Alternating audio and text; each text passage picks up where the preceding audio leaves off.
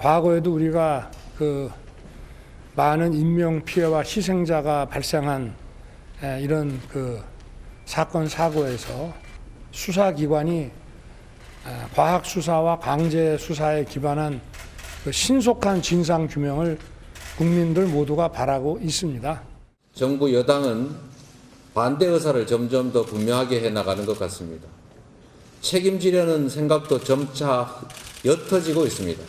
대장동 그분을 지키기 위해서 어쨌든 모든 정치 이슈들을 방탄하는데 그 방탄 의원하는 민주당 의원들도 속으로는 이것이 사법 처리를 막을 수가 없는 사안이라는 것도 잘 알고 있을 겁니다. 이런 허무맹랑한 조작 조사하려고 대장동 특검을 거부하는 것이라는 생각이 듭니다. 이 조작 결국은 진실이 드러나게 됩니다. 네, 정치권 하나 짚어보겠습니다. 김병민 국민의힘 비상대책위원, 박원석 정의당 전 정책위 의장 나오셨습니다. 어서 오십시오. 안녕하세요. 네, 이태원 참사 관련한 여야 공방부터 보겠습니다. 민주당이 국정조사를 위한 범국민 서명운동 발대식에 이어서 지금 본격적인 장외투쟁에 들어갔는데요.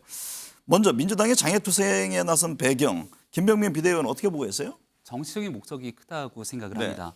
지금 가지고 있는 170여석에 달하는 야당의 의석, 또 정의당 등까지 합치게 되면 강제적으로 국회 내에서 처리가 가능함에도 불구하고 서명 운동을 통해 장외로 나가겠다는 것은 결국은 이 일을 정치 행위로 끌고 가겠다라고 하는 목적이 크다고 볼 수 있겠죠. 네. 두 번 다시 일어나서는 안 되는 참사가 발생했기 때문에 관련된 일에 대한 분명한 수사 그리고 그 원인들을 밝히고 여기에 대한 재발 방지 대책을 수립하는 일이 지금 국회가 해야 되는 아주 중요한 책무일 텐데 이게 아주 작은 이유라도 정쟁의 모습처럼 보여지게 됐을 경우 유가족은 물론이거니와 국민들께서 국회, 정치권을 바라보는 시선이 매우 싸늘할 수밖에 없다 이렇게 말씀드리고 싶습니다. 박원석 전 의원님. 네네. 민주당은 어제 브리핑에서도 산 사람 그만 잡고 국정조사와 특검에 임하라고 강조를 했습니다. 그러면서 이제 장외로 나갔는데 네. 어떤 배경으로 보세요?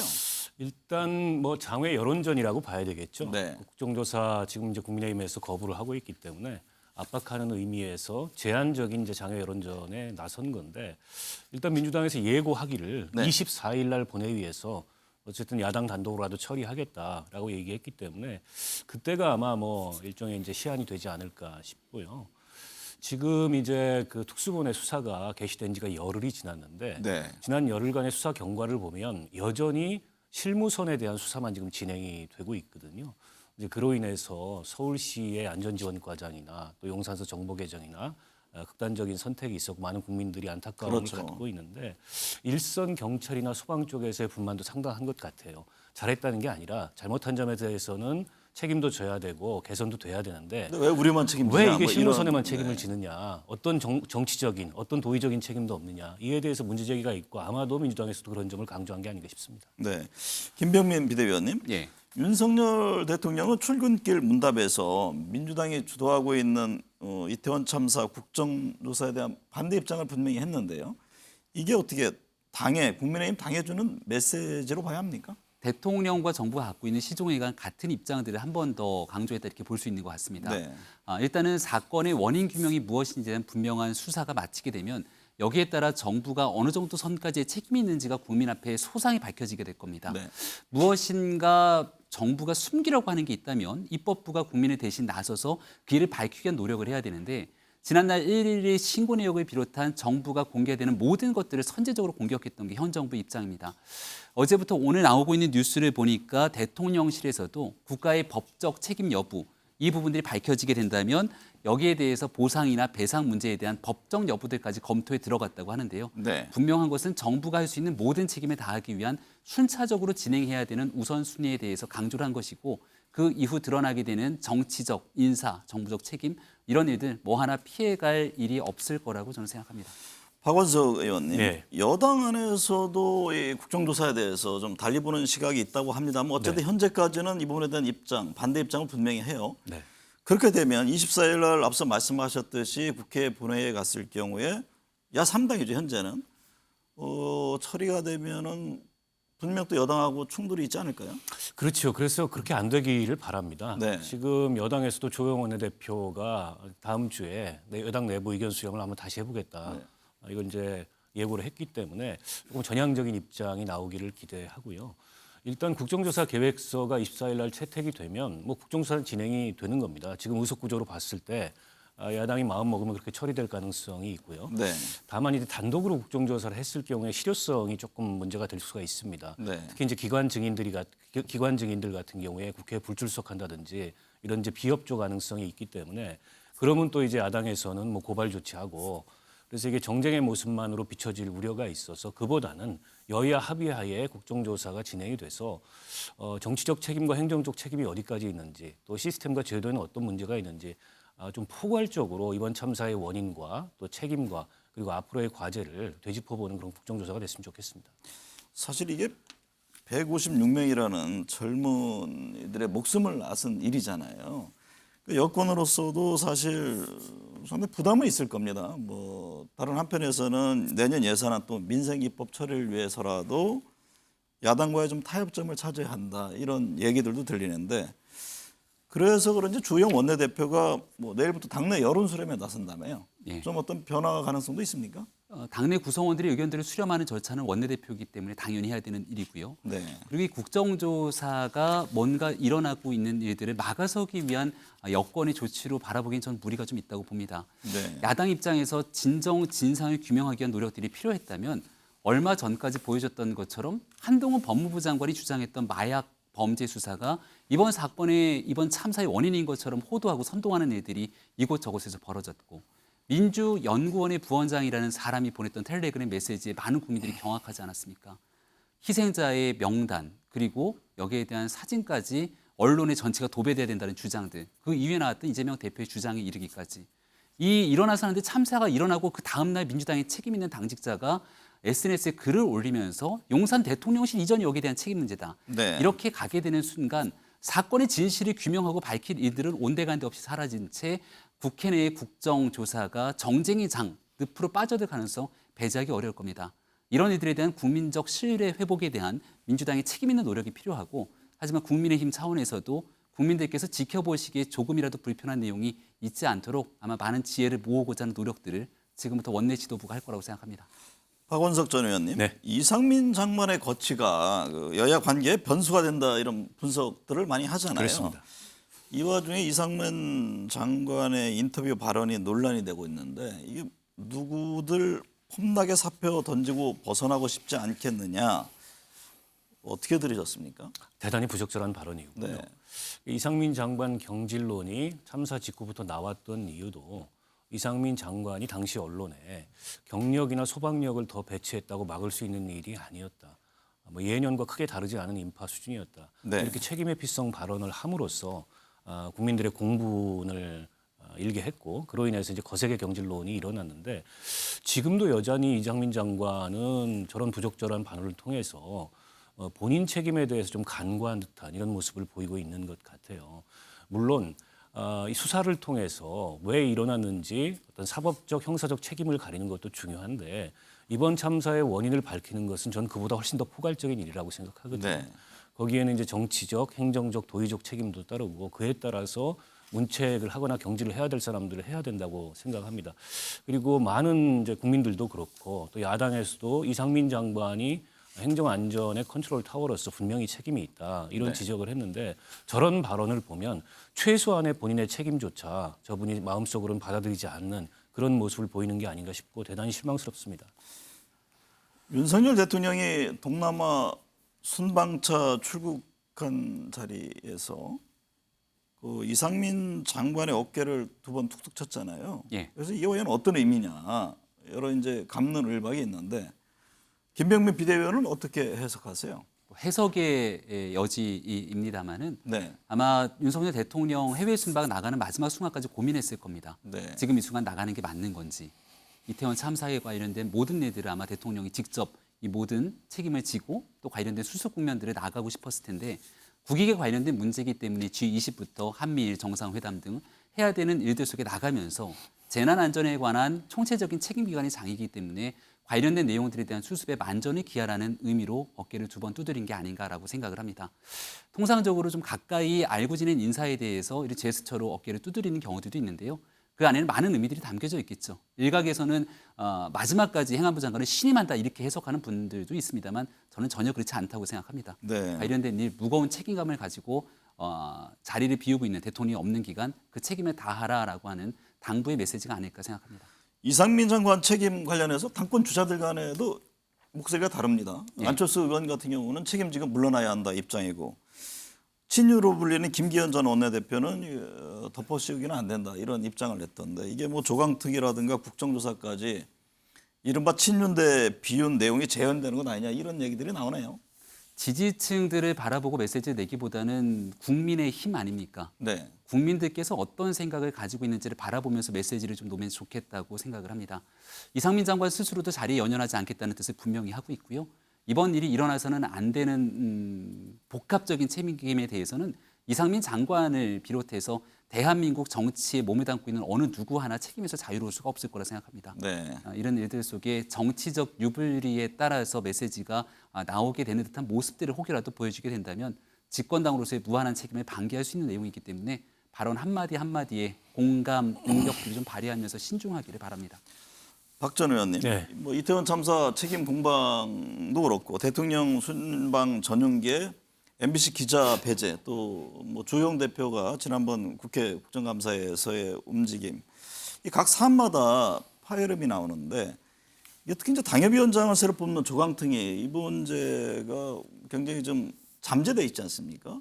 그래서 일각에서는 그러면 다시 또 친윤대 비윤 이런 어떤 내부의 충돌 전운이 감도는 건 아니냐 이런 앞선 진단들이 나오는데 어떻게 보세요? 뭐 그럴 소지가 아예 없진 않다고 생각합니다. 지금 66군데의 당협위원장을 새로 공모를 하는데 근데 그 중에는 이준석 대표 당시에 임명했던 당협위원장들 13분. 네. 근데 이게 이제 인준을 받지는 못했어요. 최고위원회에서 당시 이제 당이 내용에 휩싸이면서 그걸 다시 재공모를 지금 하는 게 아마 이른바 이제 친윤 비윤 간의 갈등의 도화선이 되지 않을까 싶은데요.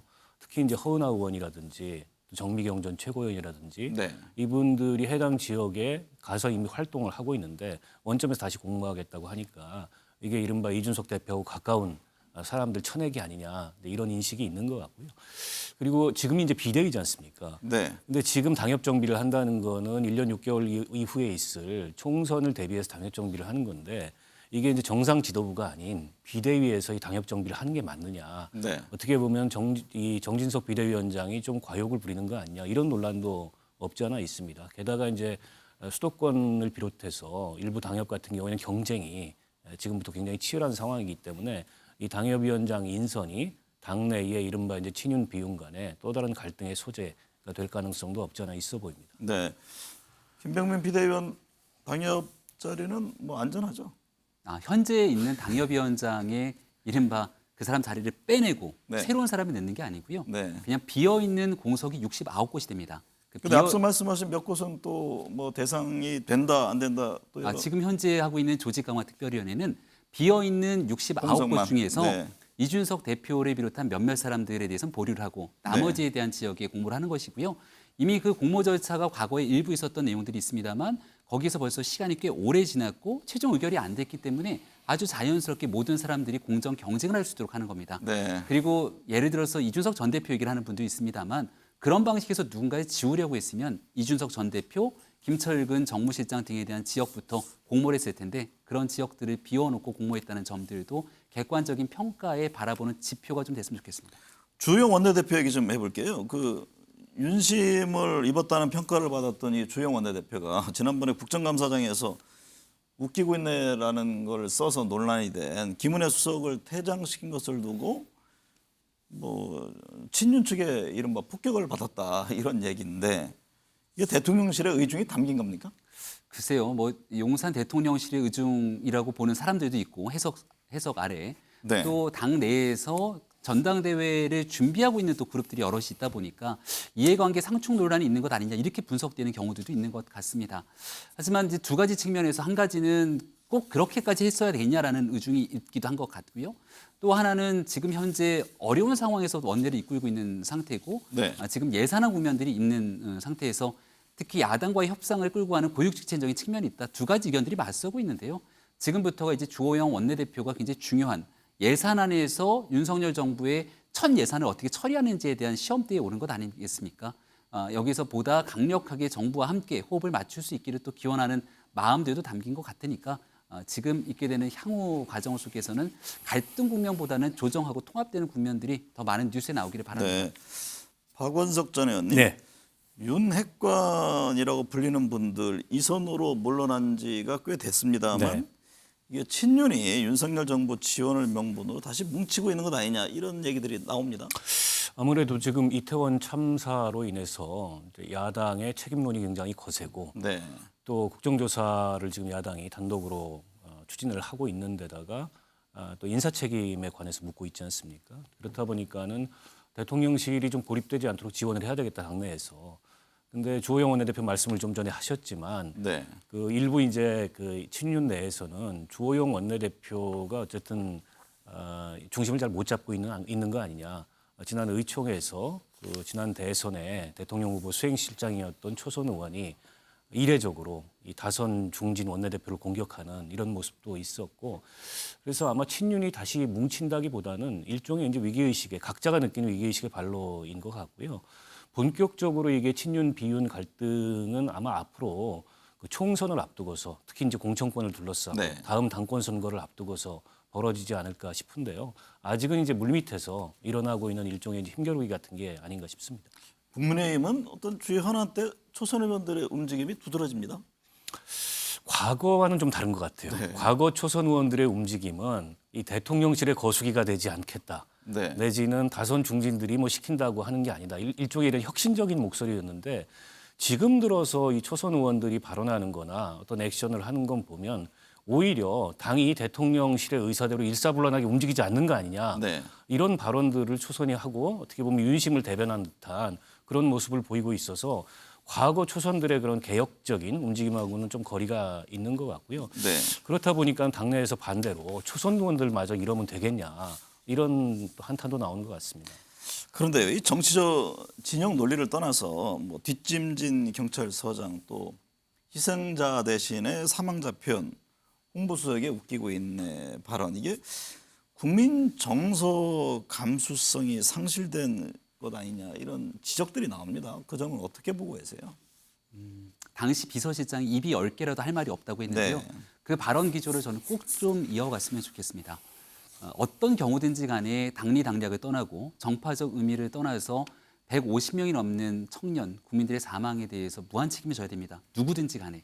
그래서 지금 용산구청장 같은 경우도 국민들 지켜보시기에 있을 수 없는 거짓말을 꺼내냈다. 그리고 그 당시에 있었던 행적들을 지켜보면서 이임재 전 용산서장과 함께 강력한 질타들이 쏟아지고 있는데 당내에서 이런 사람들에 대한 감싸기 나오고 있는 국면들이 존재하지 않습니다. 네. 나와 가깝고 같은 당적이고 같이 무언가 행동을 했던 여부들을 떠나서 국민들께 조금이라도 눈살이 찌푸려지는 국면들이 있다면 과감하게 문제에 대해 지적하고 사과하고 재발 방지를 위한 노력들을 굉장히 강력하게 시행해야 된다고 저는 생각합니다.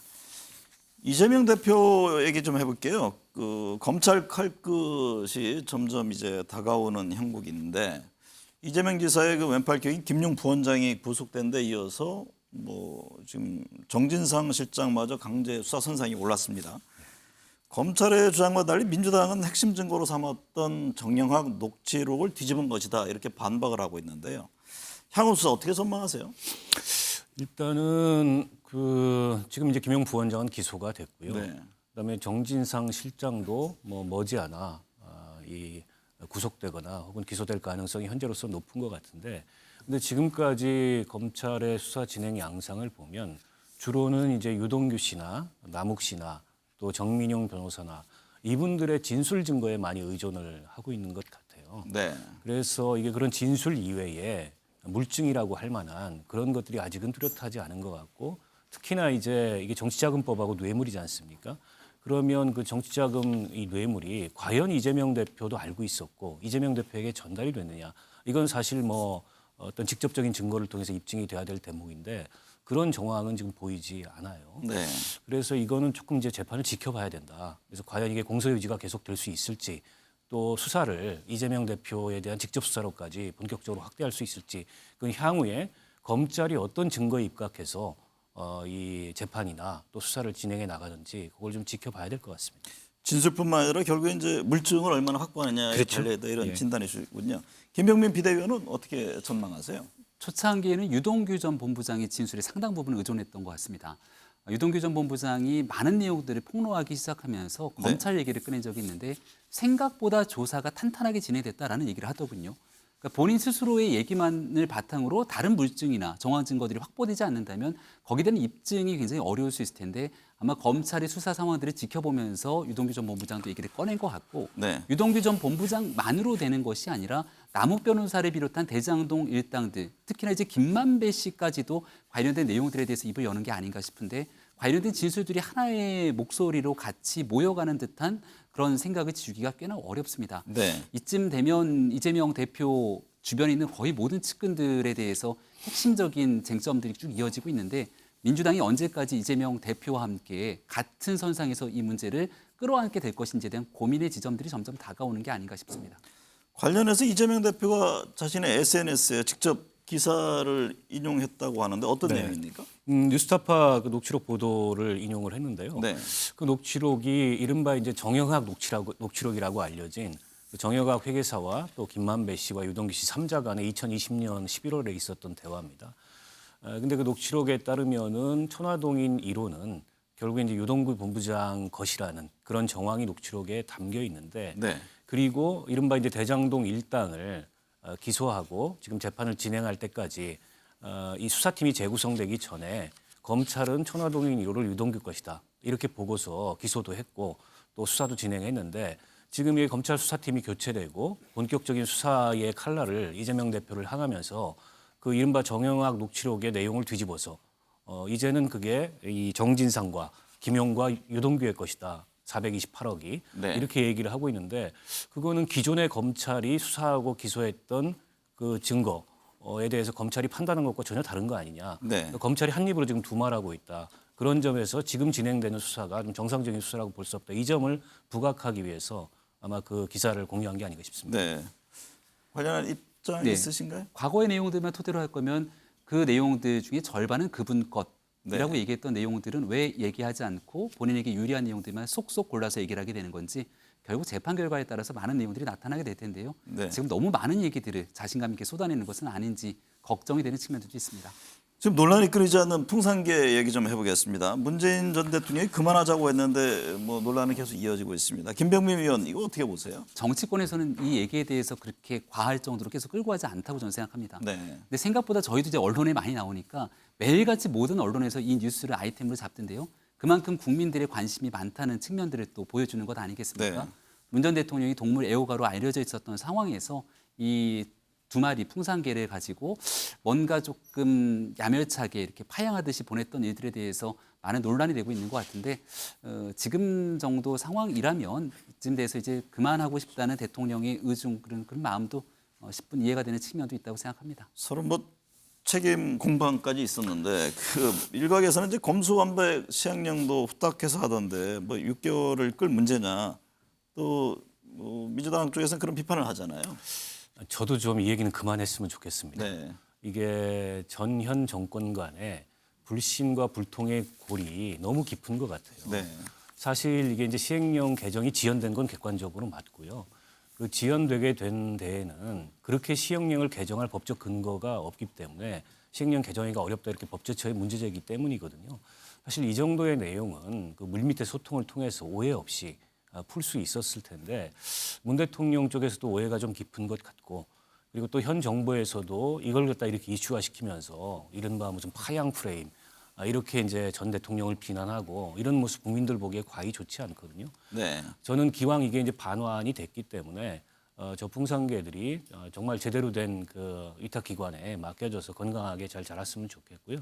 전현직 정권 간에 아무리 지금 정치 상황이 이렇다 하더라도 이런 이슈를 가지고 이렇게 불신과 불통의 골이 깊다는 거는 국민들 보기에 참 걱정스러운 일이 아닐까 싶습니다. 네. 지금 동남아 순방 중인 윤석열 대통령 전용기에 MBC 기자를 태우지 않은 것을 두고 또 논란이 있었는데요. 지금 야당은 윤 정부 간장 종지 언론관이다 이런 얘기를 했던데 박원석 전 의원님 이게 어떤 의미입니까?